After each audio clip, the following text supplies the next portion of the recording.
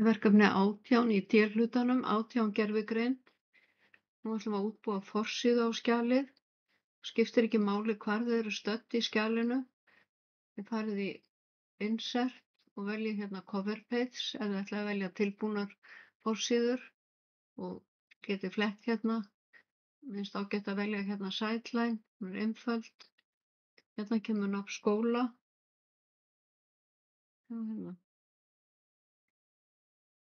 Hérna kemur titillinn. Þið sjáið á blaðsíðu D5 hvað á að standa á forsíðunni.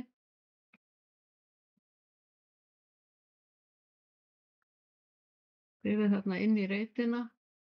Síðan kemur ykkar nafn hér, fullt nafn og kennitala og síðan smellið þið hér og skrifið áfangaheitið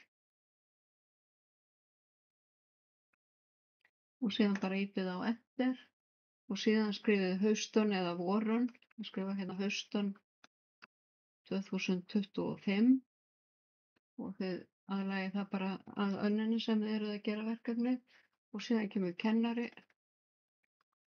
tvípunktur, orðabil.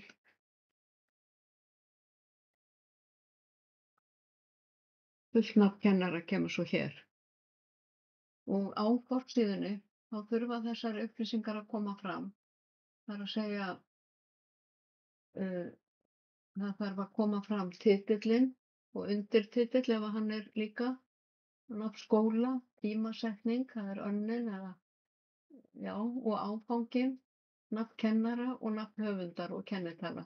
Og þessu má raða á síðuna á fleiri en einn veg. Þannig að nú ætla ég að vista.